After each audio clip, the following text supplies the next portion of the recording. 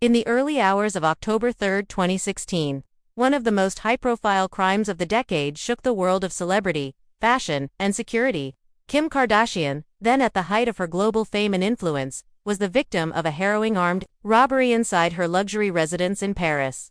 What unfolded became known as the infamous Kim Kardashian diamond heist, a crime that read like a movie script, but was all too real. The setting: Paris Fashion Week turns to horror. Kim Kardashian was in Paris for Fashion Week, a regular stop for the reality star and fashion mogul.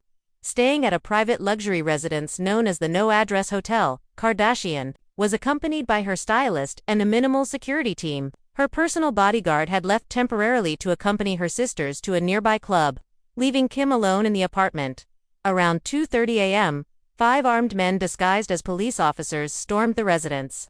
They threatened the night concierge, at gunpoint, handcuffed him, and forced their way up to Kim's suite. The robbers had come prepared. They knew the layout. They knew she was alone, and they knew exactly what they were after. The robbery. A terrifying 10 minutes once inside her suite.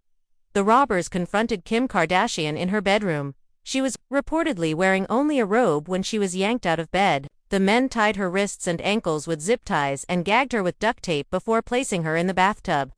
Kim later revealed she believed she was going to be raped or murdered. Her pleas for her life, mentioning her children may have helped spare her further harm, in less than 10 minutes.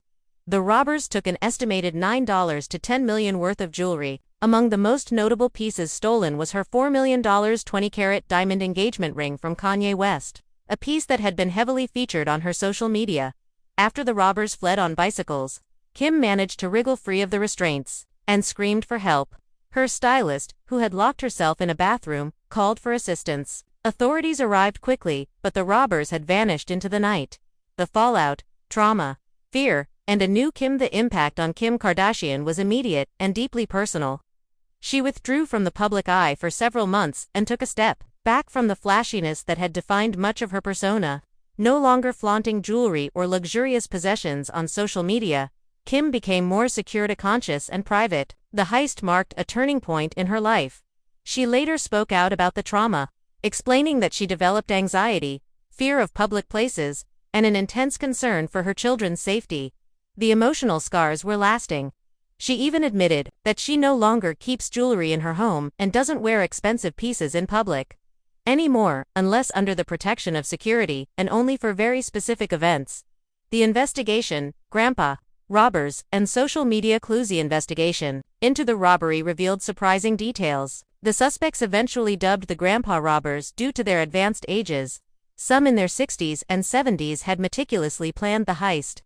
They tracked Kardashian's movements largely through her Instagram posts and Snapchat stories, which gave away her location and the fact that she was without her bodyguard at the time. It would take years for the investigation to make arrests. In total, around a dozen suspects were eventually detained. Surveillance footage, DNA from the crime scene, and police intelligence led to the identification of the group career criminals with extensive experience in theft and smuggling. The trial and closure, 2025. Nearly a decade later, in 2025, Kim Kardashian returned to Paris to testify in the long-awaited trial. Her emotional testimony captivated the courtroom. She described the fear she felt, how helpless she was, and how the incident had transformed her life forever. 8 of the 10 individuals tried were convicted, although many of them received prison sentences. Time already served and suspended sentences meant that few faced additional jail time. The mastermind of the group, Omar, at Kadesh, had previously written Kim an apology letter, which she acknowledged in court, though justice was technically served.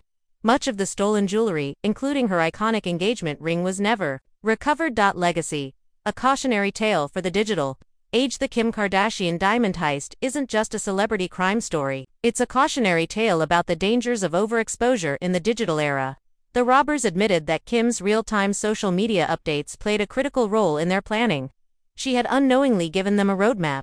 In the years since, Kim has used her experience to advocate for personal security awareness, especially among young people and influencers who live their lives online. She also became more involved in legal reform and prison justice, perhaps influenced by the way her own attackers were treated and rehabilitated through the legal process.